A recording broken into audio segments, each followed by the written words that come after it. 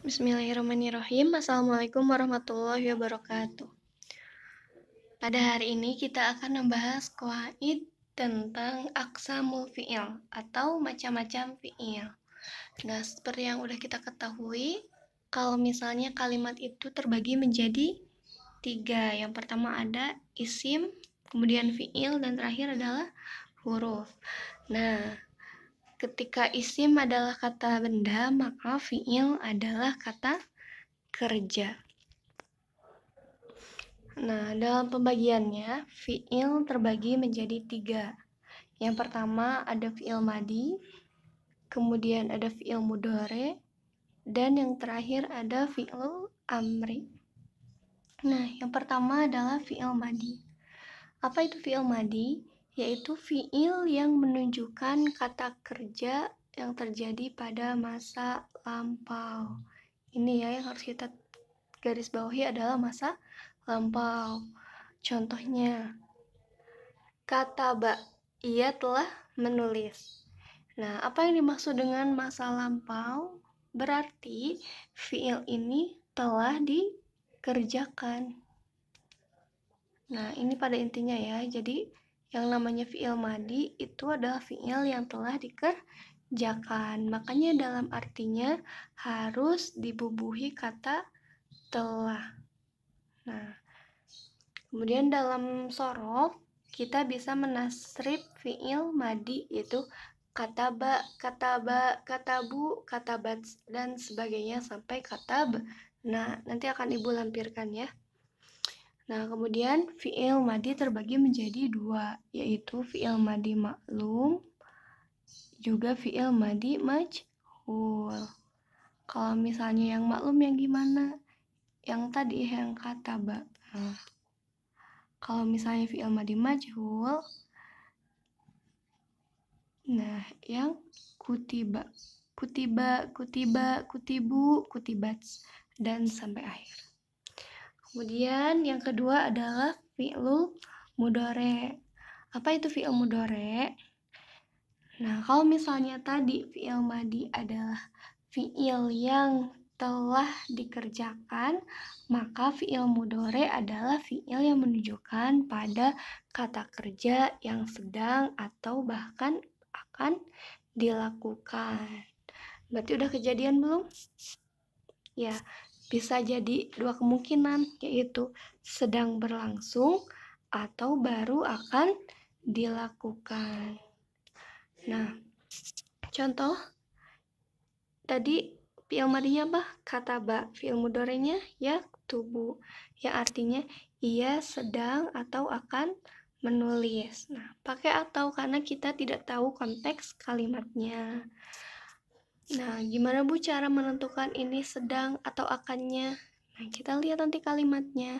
Kalau misalnya ada kalimatnya Ahmad yaktubul Qur'ana al-an. Ahmad menulis Al-Quran sekarang. Berarti apa? Baru sedang ya, karena menunjukkan kata ada al-an.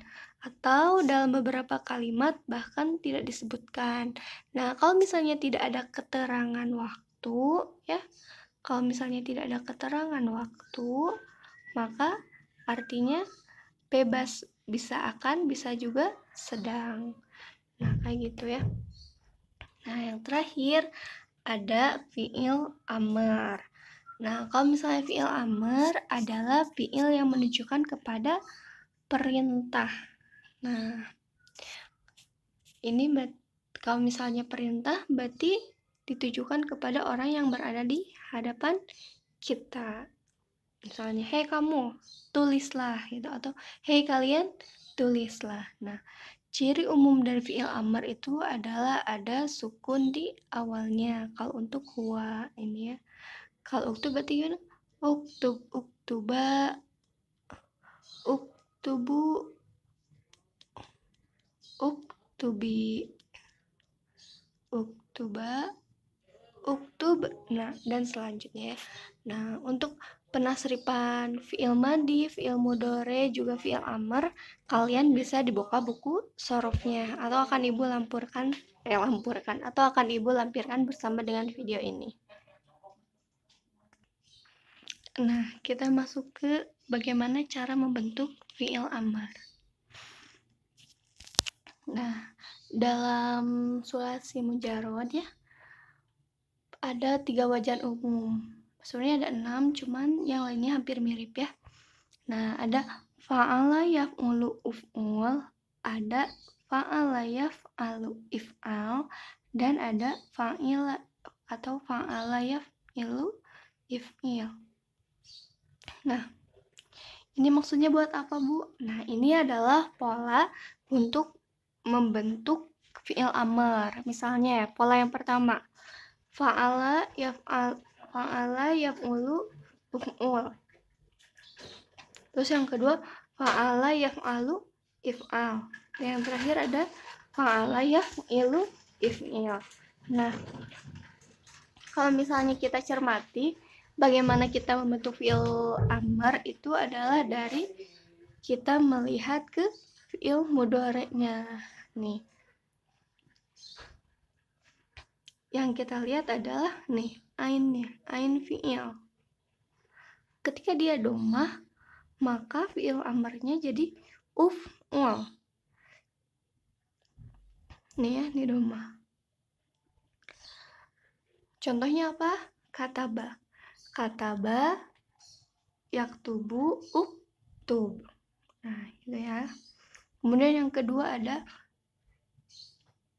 fa'ala yaf'alu if'al.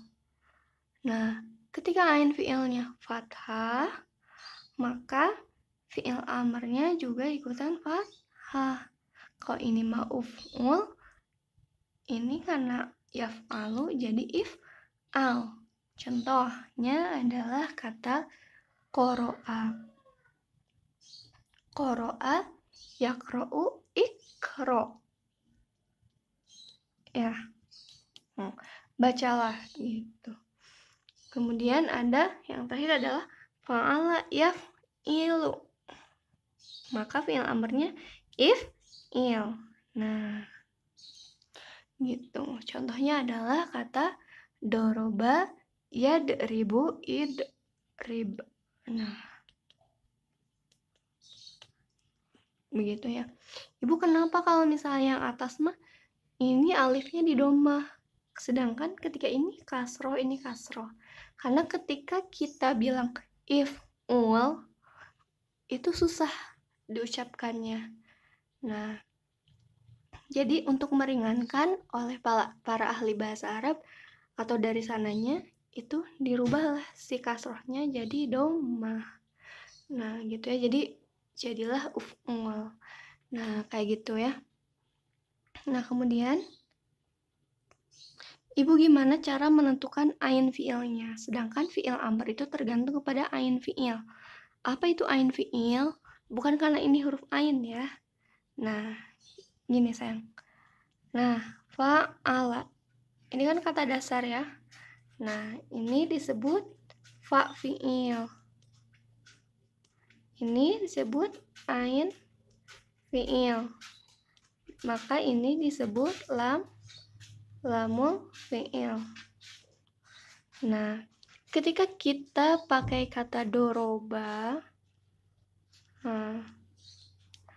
ini disejajarkan dengan fa'ala. Berarti fa fi'ilnya mana? Do. Ain fi'ilnya ro. Dan lam fi'ilnya ba. Nah, karena doroba jadribu,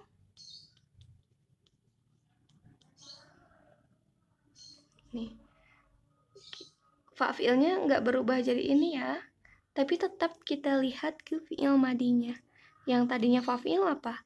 Do. Berarti di sininya juga sama do. Ini fa fi'il, ini ain fi'il, dan ini lam fi'il. Maka kita lihat dari huruf ro-nya.